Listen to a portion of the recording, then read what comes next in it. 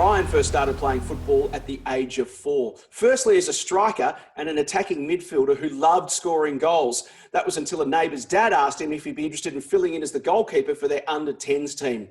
Matt was also a competitive tennis player through his teenage years, but broke too many rackets getting all fired up. His mum wasn't too impressed. In the end, he chose soccer because of the camaraderie of his mates. And Aussie soccer fans are certainly glad that he did. He's become a sentinel for the Socceroos between the sticks over the last decade.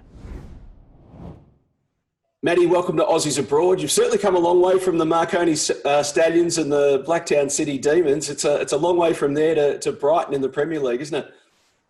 Yeah, I mean, I still got to pinch myself sometimes. But yeah, the journey has been, an amazing one, and I'm just trying to enjoy, every second of it. So, recently just played my 100th game in the Premier League, and definitely when I was back there in those Marconi and Blacktown days, I never thought I would ever achieve one. So it's a pretty special achievement to have.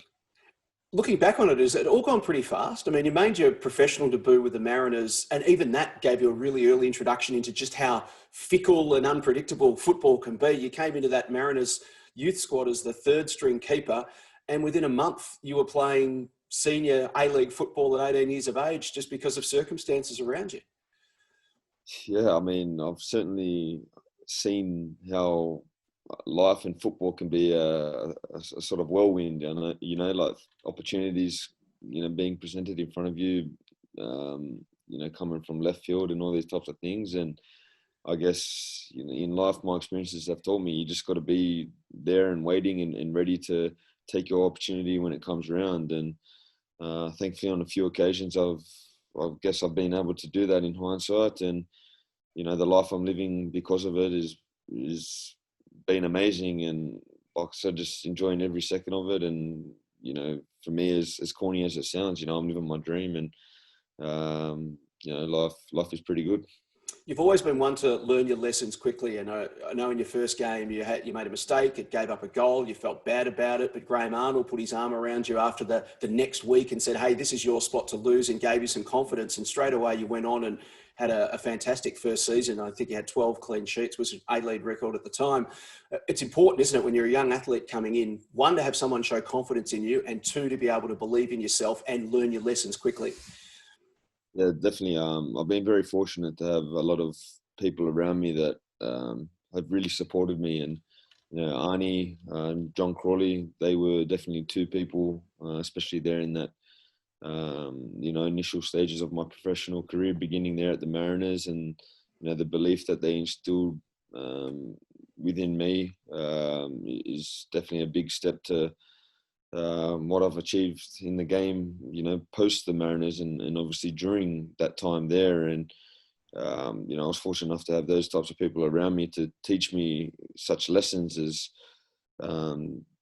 the importance of bouncing back and learning from experiences, and the process of, I guess, going through moments like those and how you best deal with them in terms of, getting the best for yourself moving forward. And, the couple of teachers I had in them that were around me at that time were definitely very helpful in me learning very efficiently those lessons, and have definitely helped me to get to where I am today.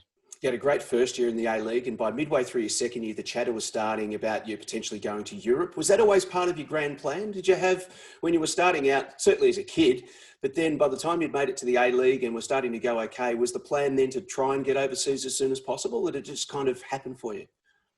Yeah, I mean, as a kid, I was always outside playing sport, and it's what I love doing. And I remember having many conversations to and from school with my mum and just, and my friends that played football at the time at that young age. And, always talked about, obviously, the leagues overseas and how grand it would be if one day we were able to achieve that. But, I always felt I had a bit of doubt inside me as if whether I could reach that level or not. And, being an Australian footballer and having to move overseas and do all that, and the difficulties of playing at a level like that over in Europe, and all those little questions you have if you're good enough to get there. And I guess along the journey, I was just sort of how I've always approached it, just ticking off each day as it comes type of thing, and trying to be the best that I can be. And like I said, I've had plenty of people around me which have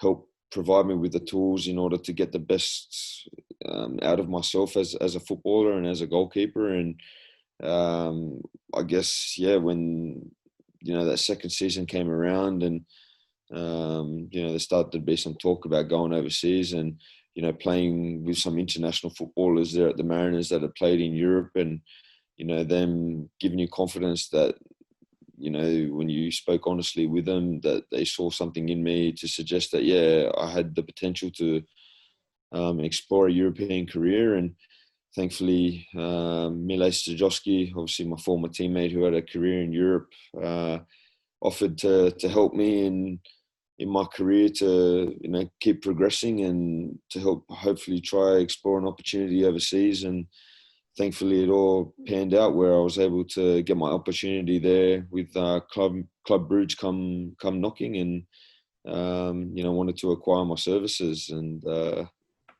it was another great moment in my career. You actually started out having a trial with Spurs, didn't you? You went across and had a trial with Spurs, and you're on the park with the likes of Gareth Bale and Jermaine Defoe and Rafael van der Vaart. What was that like? Just to firstly go over, as you said, you had a few question marks in the back of your mind, which was totally natural, to sort of say, well, let's see what I can do against guys like this. Yeah, I believe that was after my second season in the A-League. So, yeah, Yep. Once a little bit of chatter had happened, and as much as it was, a sort of trial, I guess, to go over there, it was more of an experience type of thing as well, and sort of just to see what may happen from that experience. But yeah, to go over there and all of a sudden, be rubbing shoulders with the guys that you're watching on TV, playing at the highest level, playing at the pinnacle of the game, across all media outlets all across the world, about the magic that they've produced on the weekend for their teams, and how they've done it over and over again, and guys you play with on FIFA and you're in awe of. And to be out there on the pitch with them, mixing it with them, was probably, that was the first moment when I look back in my career where it was like, oh, this is a little bit what it's like, to be at that level, to be at that pinnacle. And to see the likes of these guys that are obviously portrayed in the media to be gods of football and stuff like that. It was quite a cool experience, and another one of those experiences which I learned a lot from. And I was very thankful for the experience, and it definitely helped my progression as well. How long did it take for that sort of sense to wear off, or indeed does it still, when you play against someone who's a massive name on the football world stage, to look across and go, oh, gee, there's whoever it might be, Cristiano Ronaldo or whoever it is you're coming up against at the time? Do you still get, not starstruck exactly, but you still just sort of stop and pinch yourself for a minute and go, wow, I'm actually out here with all these amazing players in the world, and I'm one of them? I mean, funnily enough, I haven't actually come across Ronaldo yet in a game. It would be nice, if I can get the opportunity to play against him. But I think it's an experience type of thing. Once I got to England here and was playing regularly, at the pinnacle of the game in a league like this, more so in the beginning, it was, I guess, a little bit more eye-opening, to be in awe of certain teams and players that you come across or you come up against. And yeah, I mean, like anything with experience, the more you do it, the more it just sort of became games against, an opposition with, I don't know, 17, 18, people there on the team sheet, and just wanting to be, super competitive like I've always been, and beat these individuals no matter who they are. And it was probably took a fair chunk of that first season where you just, I guess, you stop thinking about who it is you're coming up against, and you just wanted to go out there and do your best. And once again, through my own experiences, it's provided me some of my best moments in my life, when I've been able to be successful through making saves or winning games against, some of the best players and clubs to ever play the game. When you first arrived in Bruges, again, the fickle finger of football fate, as it were, panned out your way, because it looked like initially you were going to be the backup, but then the main keeper got injured, and suddenly, again, you're thrown into the mix and get an opportunity. Yeah, got the move, obviously the dream move from Australia there, the Mariners, to Club Brugge. And I knew it was a club with a lot of history, a lot of respect in the football world. Quite often, they were appearing in Champions Leagues and, the old UEFA leagues and all those types of things. And, had quite a bit of history in terms of trophies and all that. And, to have, been picked up by them was, very exciting. And I still remember to this day, arriving there and then unpacking my bag, and it all just hit me in that moment that I was no longer, a drive away from seeing my family or anything like that. And it was quite difficult to take in the beginning. And I remember, getting some tears in my eyes, with the realization of all that, that I'm on the opposite side of the world to everyone. And it was a little bit difficult in the beginning, and even more so when I sort of got a sense that maybe I wasn't going to be the number one keeper in the beginning. But then, I guess did what I had learned up until now and put my head down and decided, started to obviously work. And, thankfully not thankfully for the other goalkeeper, but for myself in that moment, an injury to him sort of opened a little window. And I played a few friendly games before the season started in a row, and come the first game of the season, that keeper that I thought was going to start was fit again, but the manager stuck with me, and I went on to play, all the games pretty much from there on out in my time there at Club Brugge, and create many more great memories that I'll always cherish. I came and visited you in Bruges in that first season. In fact, I think we went out for your 21st birthday, didn't we? When you think back, you were still so young and you were still sort of struggling with homesickness a little bit and starting to adjust. Did that eventually fade over time, or do you still long for home, even though you've been in Europe sort of 7 years now? I think it does get, I guess, a bit easier.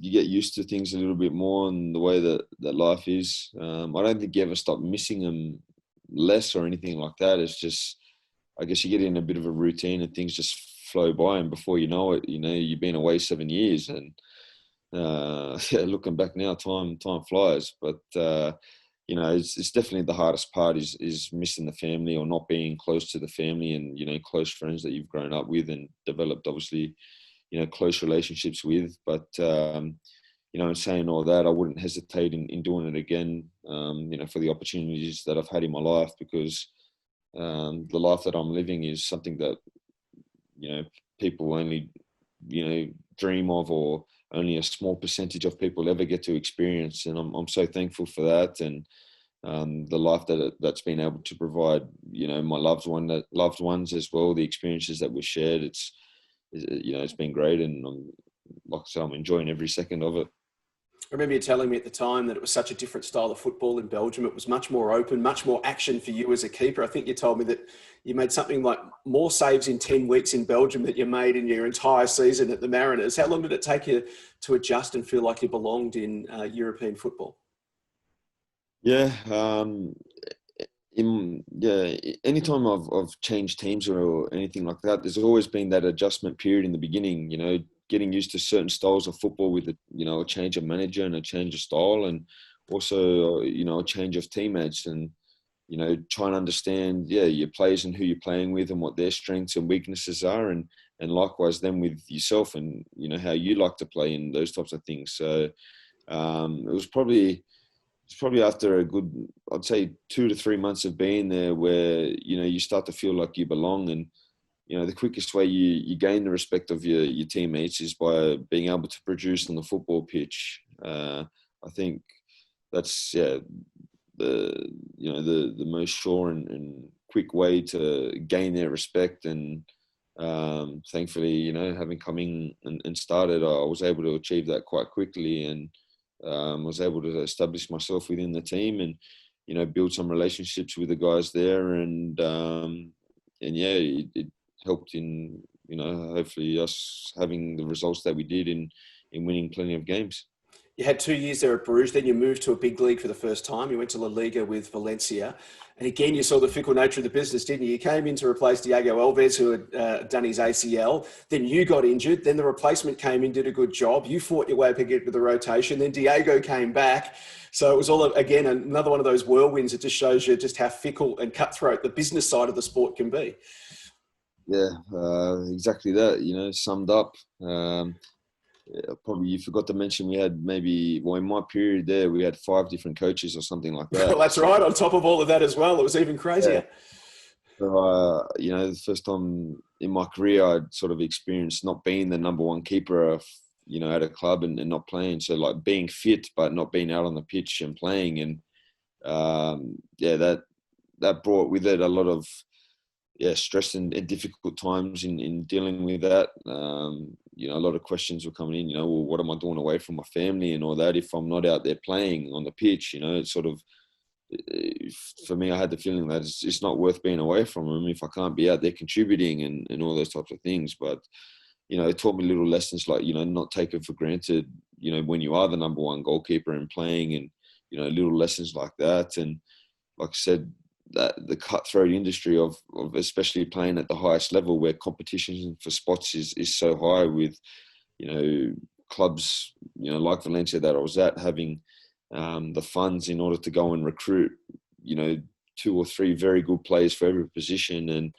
the competition for places that brought. And, even though it wasn't, I guess, the best period in my career in terms of playing and all that, it was still very educational in that fact, and learnt many lessons, which once again have helped me become the person and the goalkeeper that I am today. But pretty difficult times, and also going to another culture where it was probably the first country, or definitely is the first country, where English wasn't so well spoken there. And learnt another language, which I never thought I would ever speak sort of once I left school or anything like that. Never thought I'd learn another language, and went and did that and tried to immerse myself within the culture. And there was another period of my life which has, been very special and very memorable for, both good and bad reasons. One of the great pieces of advice I remember you telling me that Mark Schwarzer gave you very early in your career before you actually went to Europe is the importance of going somewhere where you can play. You went out on loan back to Belgium while you were with Valencia and played with Genk. And then obviously there were going to be some opportunities open up. Was there a range of opportunities for you to get back into the big league at that stage? And why did you pick the Seagulls? Well, I mean, during that period, the information from the club, from Valencia, was that they saw me as the future of the club. The goalkeeper that they wanted between the sticks, and all this type of feedback that they were giving me. And given a little bit my turbulent start there with the injuries and the changes of coaches and all this stuff that was happening, it ended up that I was able to leave on loan to, with the idea of going to Genk to, get some rhythm again, and, the feeling of playing, and, all that comes with that, confidence and all those types of things. And then to come back to Valencia, to hopefully reclaim the starting spot there and help them. As in the football world, like I said, it goes in each and every direction. You never know what's around the corner. And all of a sudden, before I knew it, I was on my way to Brighton. Basically, under the guidance of my agent, who I've been with since I left Australia. Brighton were interested for quite a while. And in that season, just before just as I'd got to Genk, I think they were already interested in me, or had contacted my agent, because it looked like that they were going to get promoted from the Championship into the Premier League. And little did I know at that time, the goalkeeper coach for Brighton, Ben Roberts, was very keen on what he saw in me, I guess, as a goalkeeper. And he was actually a former teammate of my agent. And they were obviously in contact regularly. And the longer the season went on there, when I was in Genk, the more, they were speaking, and the interest became stronger. And in one moment, my agent told Ben to get the club to contact Valencia to to see what the situation was, because ourselves, for my personal situation, the club wasn't really given too much away in terms of what they were seeing that was going to be happening for the following year. And it was a tactical move from my agent to get, Ben and Brighton to sort of ask on behalf of another club officially to see what the situation was. And that's how we sort of found out where we were sort of left with the club, because they accepted to have a meeting with Brighton, and the outcome of the meeting was that they had accepted a transfer fee between the two clubs. So that was basically how I found out that I guess the club were happy to let me leave and explore other opportunities. And Brighton at that moment was the real only concrete thing that we had, because it all sort of happened so quickly and pretty early on. So that's how it all played out. Yeah, so if you had have not got on the front foot, you could have just been stuck at Valencia for another year not playing. Yeah, I mean, who knows how things would have played out.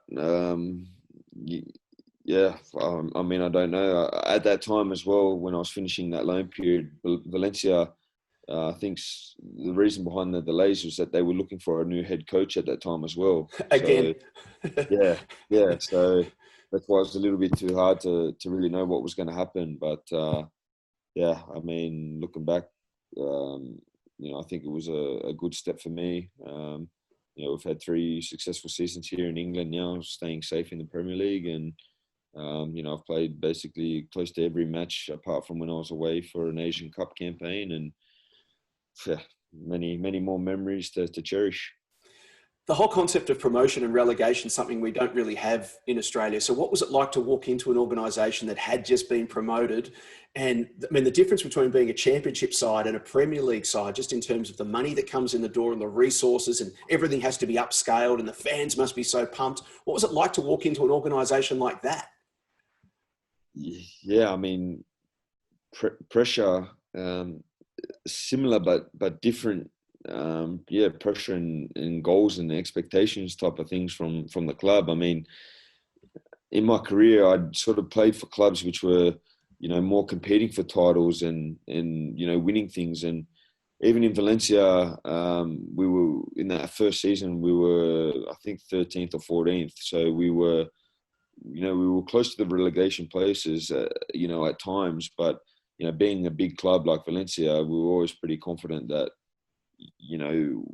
what it was to be at a club like Valencia with the quality that it could bring, that we were never sort of really in the dogfight to get relegated.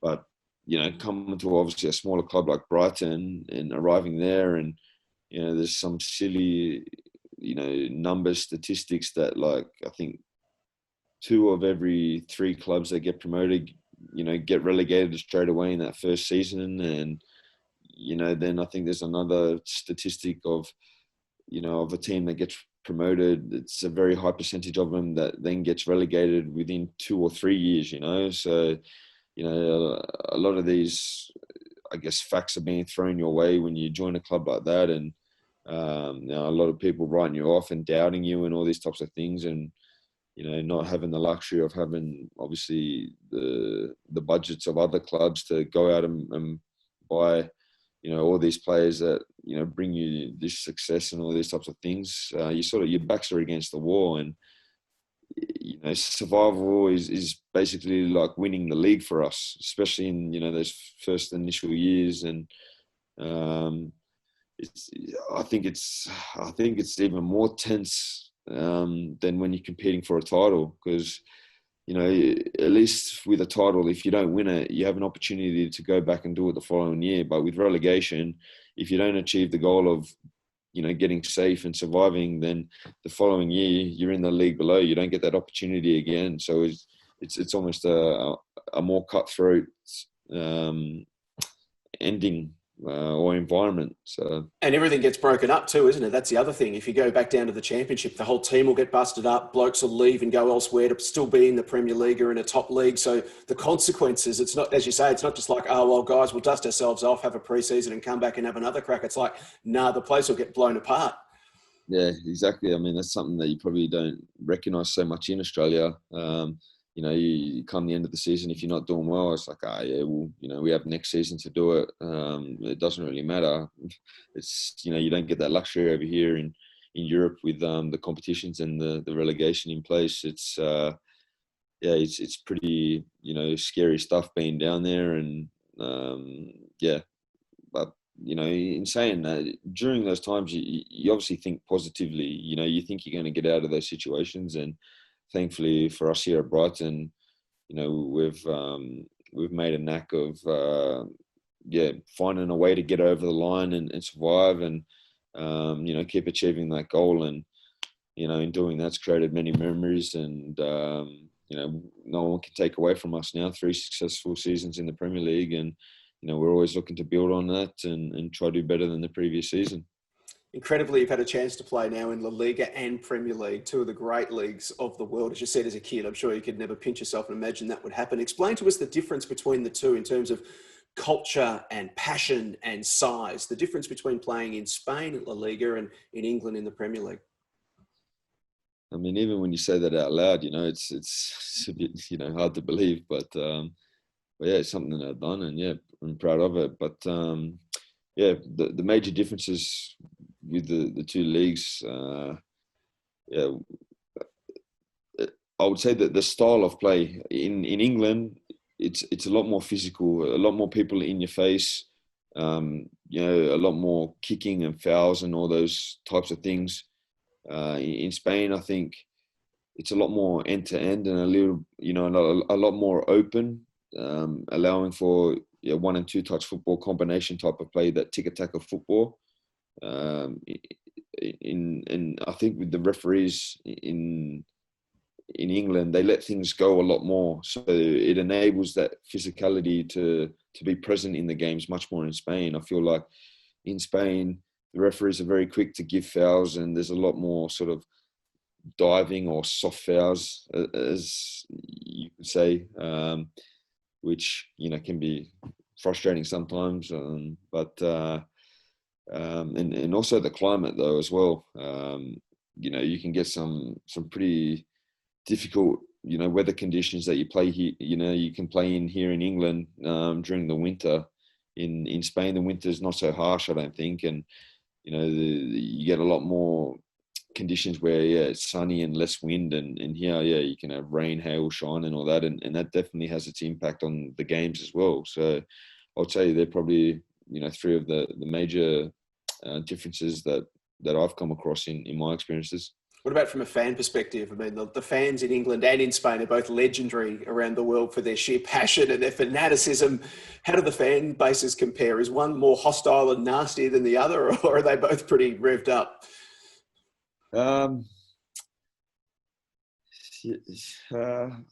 Yeah, I mean, it's similar, but I guess different at the same time.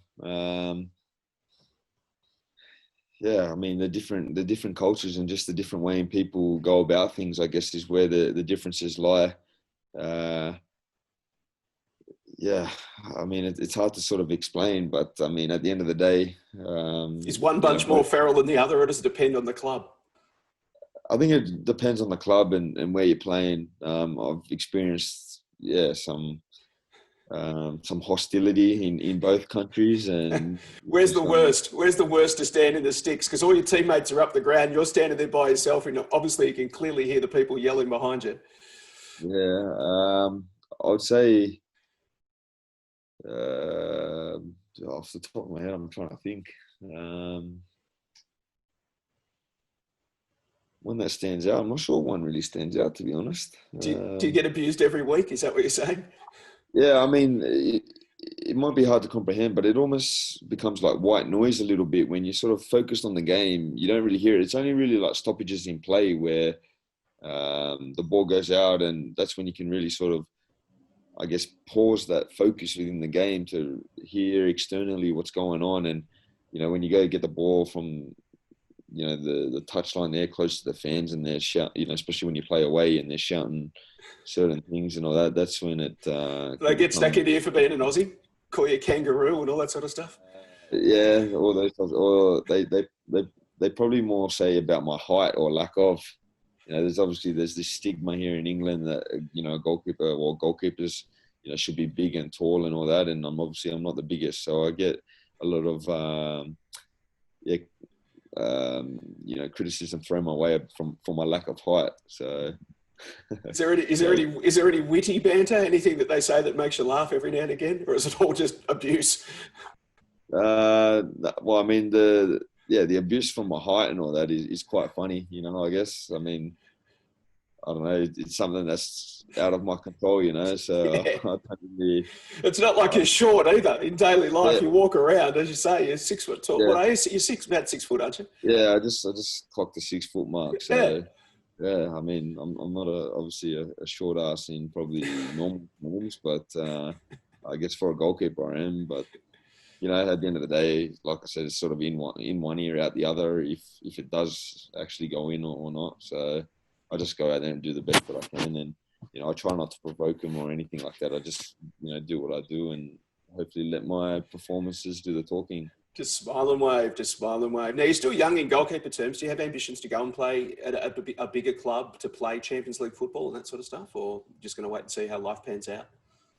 Yeah, I mean, I've always been one just to try to do my best on a day-to-day basis and see where it takes me. I mean, I'd love to play, keep playing in the pinnacle of the game and playing in, Champions League and all these types of things. And I'm doing my best now to help Brighton get to that level.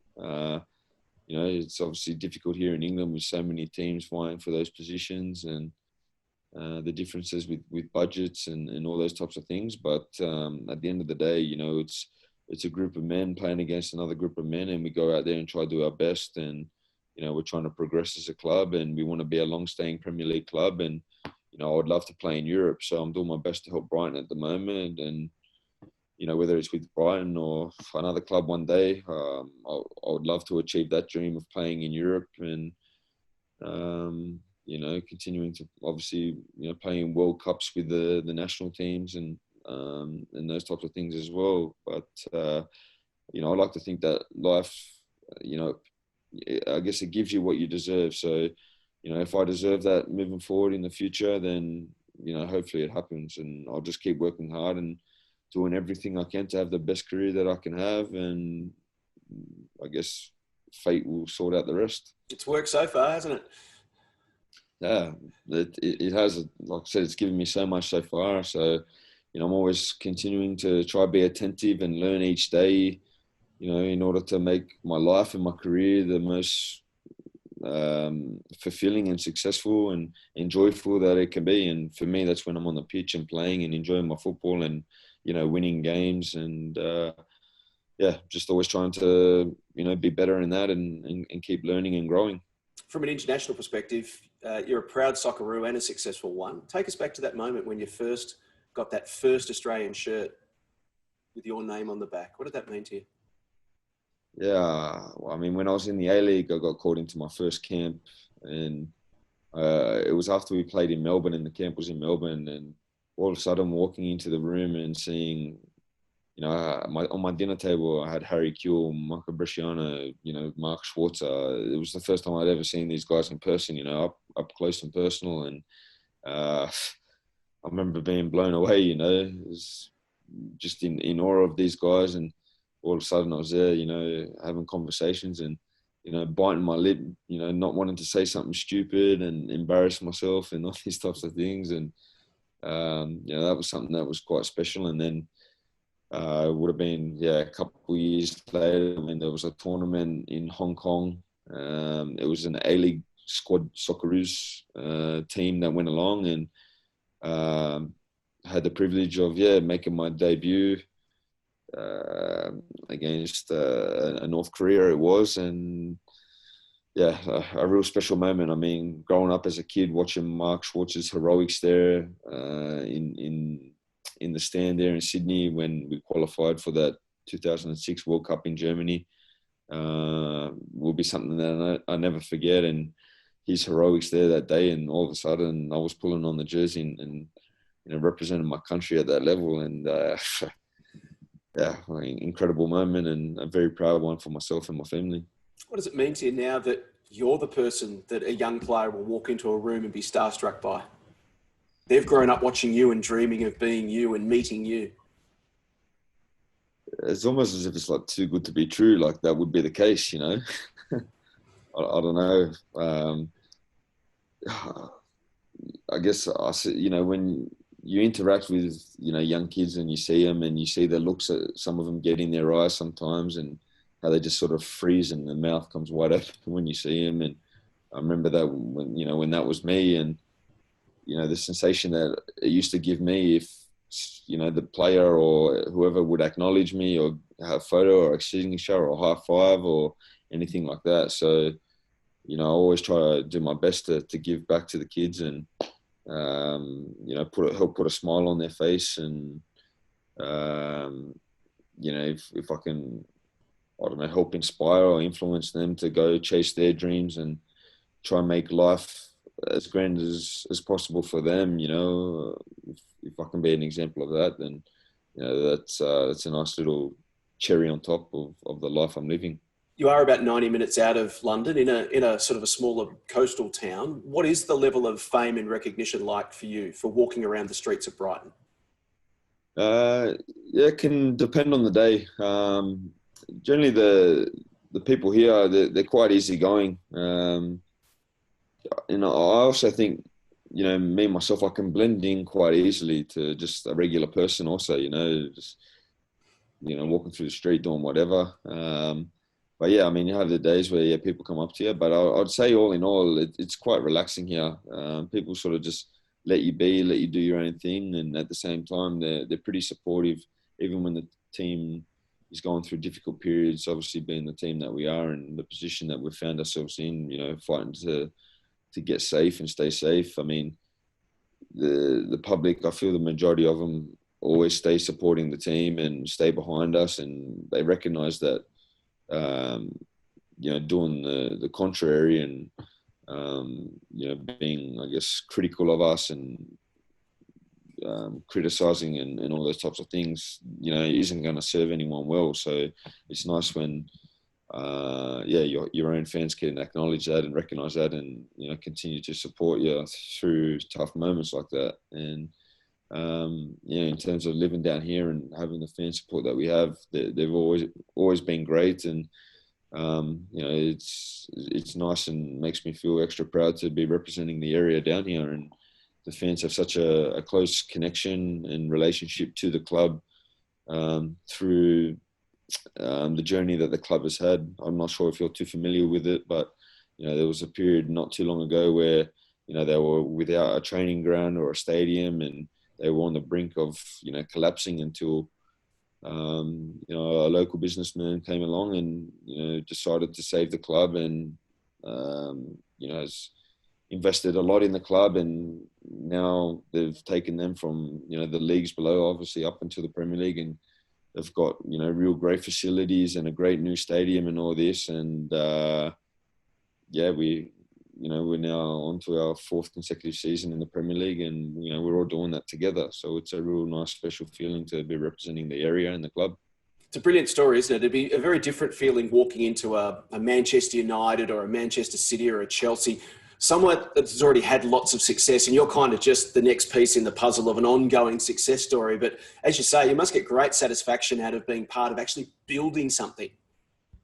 Yeah, definitely. Like I said, you know, me arriving here in the first season in the Premier League, you know, you already felt that the story had begun, I guess, in that period where, you know, this gentleman, the owner of our club, had come in and, you know, Tony Bloom, and bought the club and started investing his money because he had a passion for the area and sport and football. And, you know, when I arrived here, I felt this extra special feeling in the air with the journey that they had been on. And to then obviously come in at, you know, at the chapter of, you know, achieving Premier League football.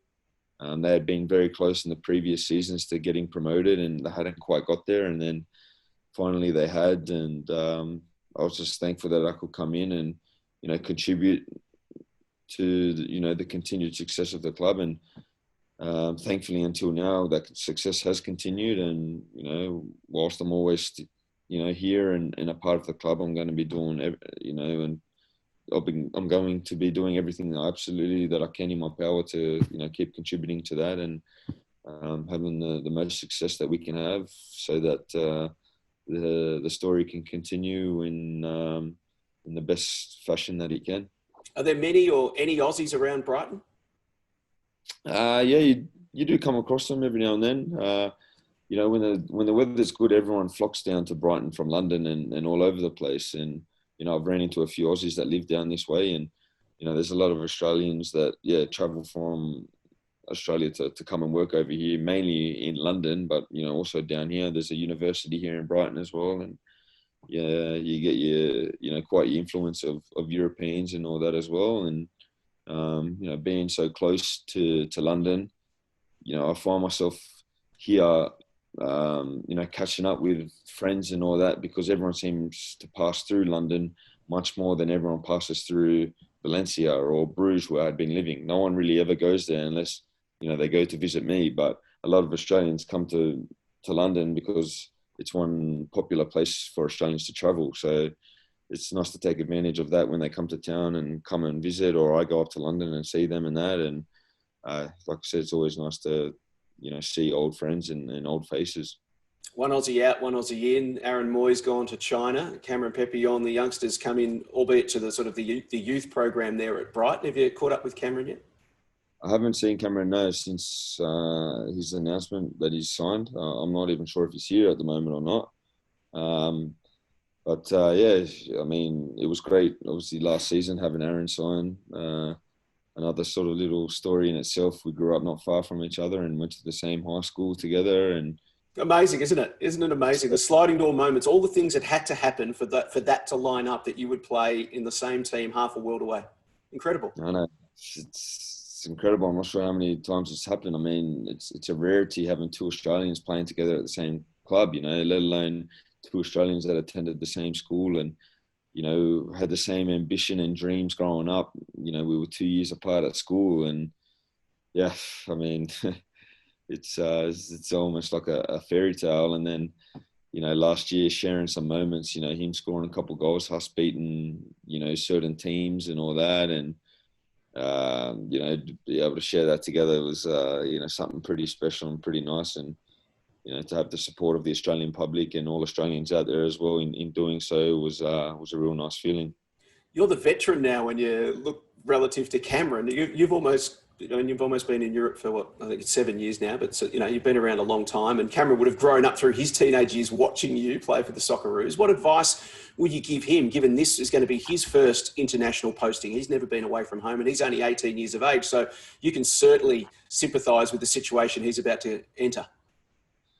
Yeah, well, I mean, if I hadn't felt old before, I certainly do now. Sorry about that, mate. I was trying to make you feel tall and young. No, it's all good. Luckily, being a goalkeeper, I still hold on to that young title for now. But no, I mean, if I can, help anyone through life, through my own experiences, I think that's a nice skill to have. When you can learn lessons through experiences of other people, saving yourself, maybe having to go through an experience yourself, I think that's an asset in itself. And if I can help share some experiences that may help, his football career, and take it to another level, or help him get the best out of himself, then, I'll be sure, more than happy to help share them with him. And, obviously we have that little connection now, both being obviously Aussies and that. So, that alone will make me want to help him in any way that I can. And I'll be sure to do so once, I guess, things return to normality and, we're rubbing shoulders there at the training ground. I'll offer my support to him, and if he needs anything, and help him out in any way I can. And I'm sure he'll be wrapped. What's it like to meet up with all your Aussie mates when the Socceroos do get together? Half a world from home, friendly faces, people you've known for years, and you link arms and you hear that national anthem. It's pretty special. I mean, the moments playing the big games, World Cup games, all those types of things, with your family there in the crowd, out on the pitch with, all your mates that you've all been working towards the same goal. and that national anthem comes on, and you hear your contingent of the crowd there singing the song. There's not too many moments that are better like that are better than that, and there's spine-tingling moments and things you remember for the rest of your life. But just to be able to represent your country and share those experiences with your peers and that, it's pretty special. And if there's anything in life that I've learned, you can't take anything for granted. So I try to appreciate every moment as it comes, and appreciate being able to pull on that jersey and represent my country on every occasion and opportunity that I get, because I know in any sort of moment it can be taken away. So I do everything that I can to give myself the best opportunity to do that as many times as I can. And, that's easily the motivation that keeps me going and keeps me, wanting to achieve more and more goals. What piece of Australia do you keep with you to remind you of home? What piece of Australia? Mm-hmm. Whether it's food or photos or some sort of item, might be family related stuff. Have you got something that you've always sort of had with you that can, in those times when you're longing for home, you can just sort of look at it or eat it or whatever, it just makes the homesickness just ease a little bit? Apart from obviously being in contact with your friends and family on a regular basis, top of my head, well, funnily enough, here in England, home and away and neighbours are quite popular, So you can always put the TV on and you get a bit of Aussie TV, hear the accents. If I'm home, I tend to tune into them because, I don't know, it just gives me a sense of that homey feeling. That makes sense. My mum and my sister, they always were watching Home and Away and Neighbours, when I was a kid growing up. So it was like the family ritual every evening. So if the first thing that comes to my mind, I'd probably have to say that. As corny as it probably sounds, I don't know, it gives me this sense of home feeling when I've got it turned on and watching it every evening. So I'll have to say that. And you might not have guessed that one, but yeah. That makes sense. If your doorbell was to ring right now and there was a care package come from Australia, what are your first three things you'd want in that care package?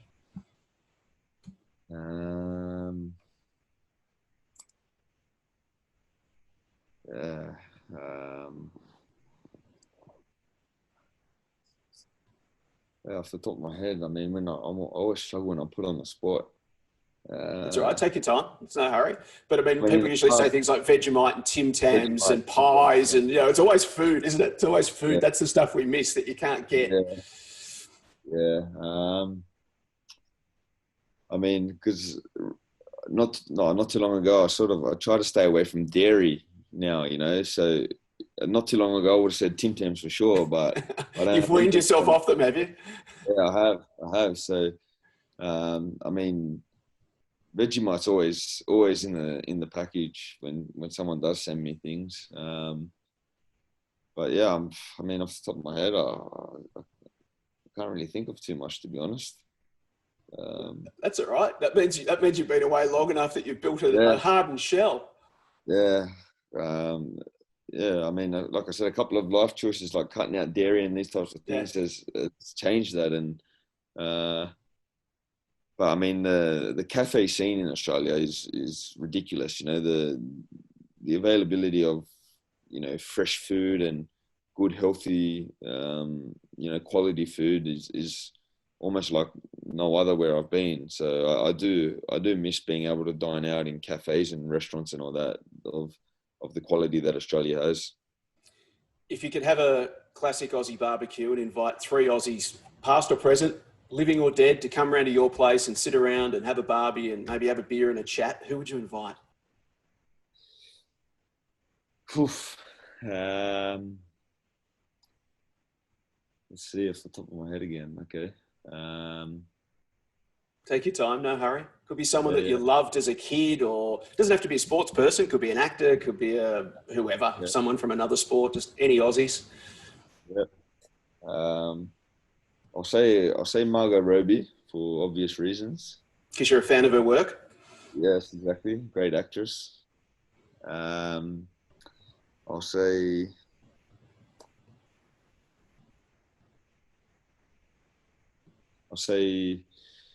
I'll say Jared Hayne as well, being a big Parramatta fan, growing up Yep. as a kid, watching them play. And he's had quite a journey around the world as well, hasn't he? Yeah, no, he has. He definitely has. I'll say,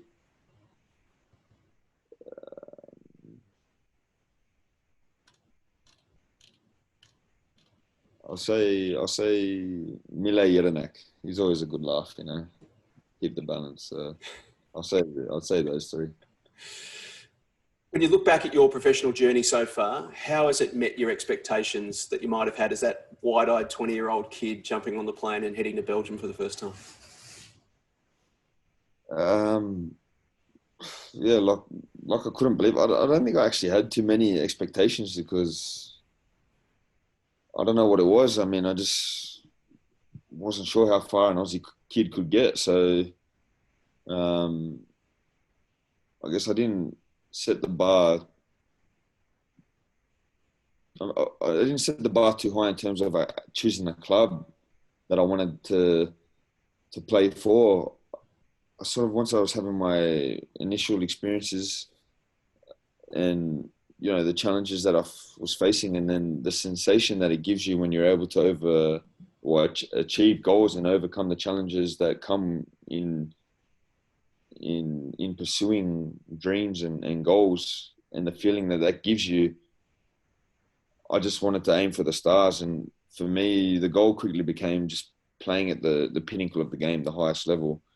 Once I got my first taste of international football at a World Cup, and then playing at Bruges and playing in the Europa League and all that, I was like, I then raised the bar again, and wanted to get to the pinnacle of the game, being in a league which I felt was the pinnacle, being in Italy, Spain, England, or Germany.